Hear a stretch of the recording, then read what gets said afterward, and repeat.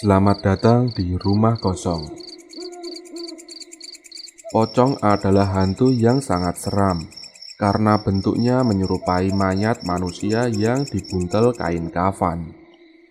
Wajah pocong konon rusak seperti habis disiram air keras. Wajahnya juga gosong. Pocong memiliki kebiasaan mengeluarkan air liur dari mulutnya. Hati-hatilah bila terkena air liur dari pocong. Konon akan kena korengan yang tidak bakal bisa sembuh. Hantu pocong termasuk jarang ditemui karena jumlahnya memang sedikit. Tidak sebanyak kuntilanak. Tapi sekalinya pocong menghuni satu tempat, ia akan di situ terus hingga ratusan tahun lamanya, sepanjang pocong itu masih hidup.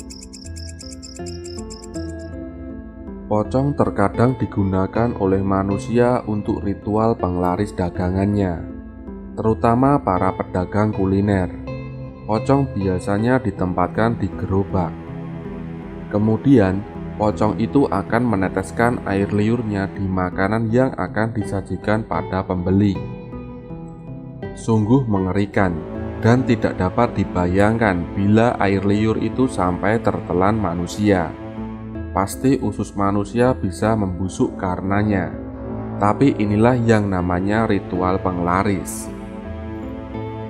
Sebenarnya, kehadiran pocong di sekitar kita bisa ditandai dengan beberapa tanda-tanda.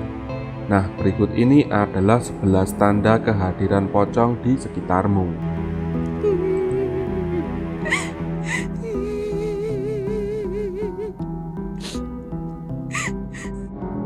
Yang pertama, pocong biasanya menghuni tempat yang sunyi dan lembab dengan pepohonan yang sangat lebat di sekitarnya.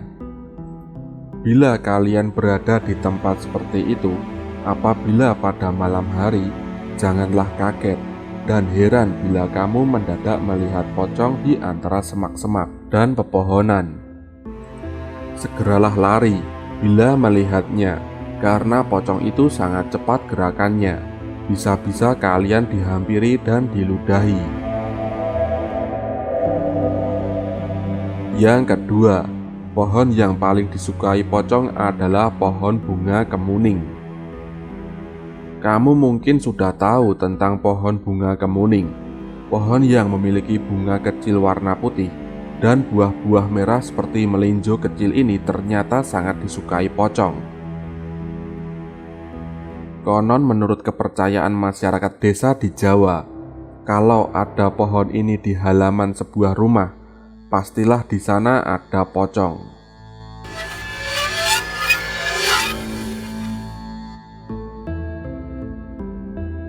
Yang ketiga, muncul semerbak bau semriwing seperti minyak misik.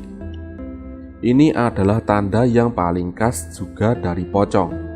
Meskipun tubuh pocong mengeluarkan bau anyir dan amis, namun radius 5-10 meter dari posisi pocong kamu akan mencium semerbak bau semriwing seperti minyak misik.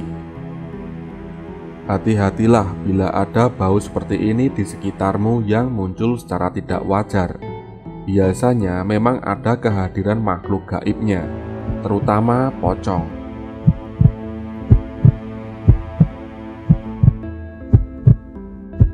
Yang keempat, pocong suka bermain di kebun pisang.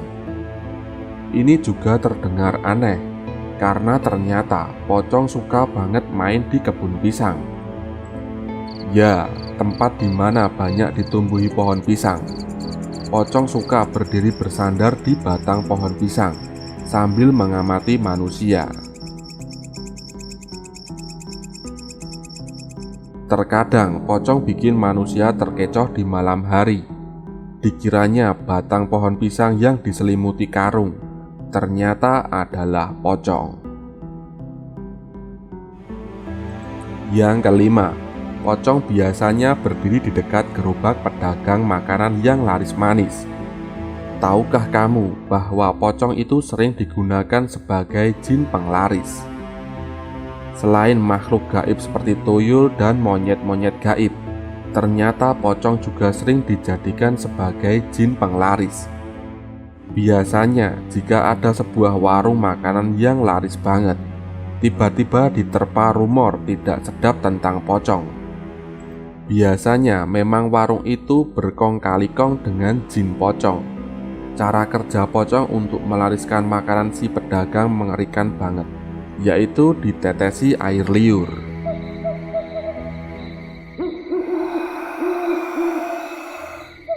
Yang keenam, pocong senang berada di dekat sungai agak besar yang keruh penuh sampah dan air sering surut.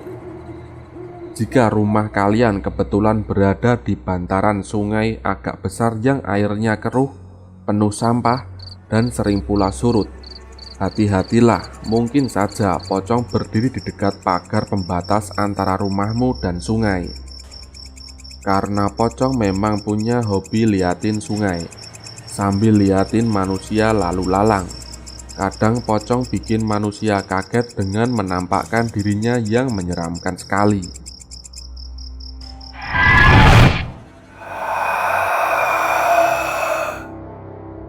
Yang ketujuh, pocong suka jalan-jalan di tempat angker yang pernah terjadi tragedi kelam, seperti pembunuhan atau kematian tidak wajar. Jangan dikira hanya manusia saja yang suka jalan-jalan ke tempat angker. Pocong ternyata juga suka sekali jalan-jalan ke tempat angker, terutama tempat yang menjadi bekas tragedi pembunuhan atau kematian yang tidak wajar karena kecelakaan atau yang lainnya. Pocong suka duduk di sekitar situ sambil ucang-ucang liatin bercak-bercak darah yang dalam dunia gaib tentu saja bercak itu masih kelihatan, walaupun di dunia nyata sudah menghilang.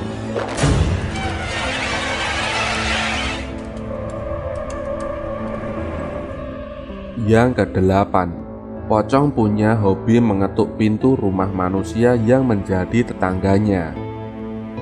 Pocong meskipun tinggalnya di alam gaib, ternyata mereka juga memiliki rasa solidaritas tinggi dalam interaksi sosial.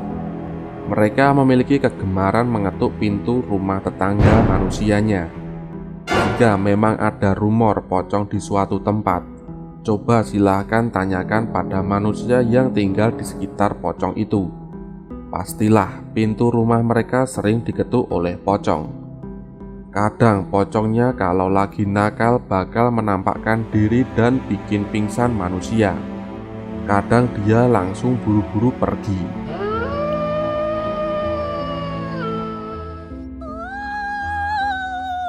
Yang kesembilan, pocong biasanya suka berdiri di belakang manusia duduk sebelum menakut-nakuti.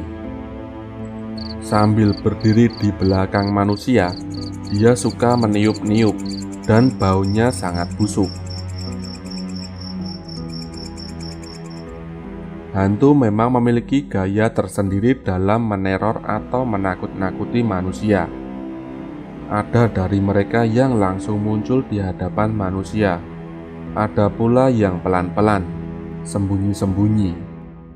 Nah, kalau pocong ini, mereka suka sembunyi dulu di belakang tubuh manusia, kemudian bakal meniup-niup leher dan telinga manusia, hingga akhirnya manusia menyadari ada yang tidak beres berupa bau busuk. Barulah mereka muncul.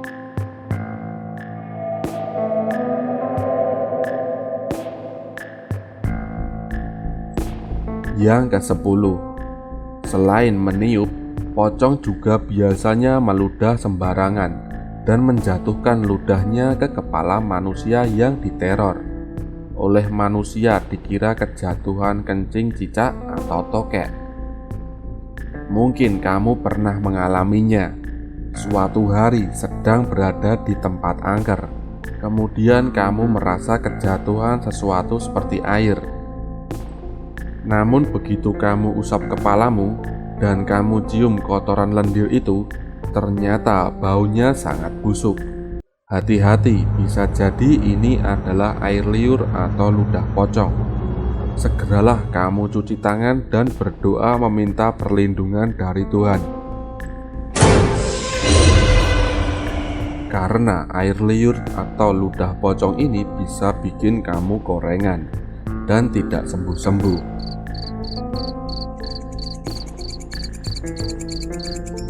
Yang ke-11, pocong memiliki kemampuan mengunci tubuh manusia lewat tatapan mata.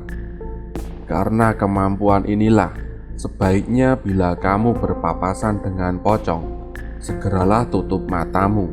Jangan tatap bola mata pocong, karena kamu akan terkunci tubuhnya dan tidak bisa bergerak. Bila memungkinkan, segeralah berlari dan berteriak minta tolong, karena pocong kalau dikeroyok banyak manusia biasanya lari. Pocong hanya suka bertarung 1 lawan 1 melawan manusia. Oke, seperti itulah tentang pembahasan pocong. Jika kalian melihat video ini, pastikan jendela kalian tertutup. Dan awasi, siapa tahu pocong ada di belakang kalian.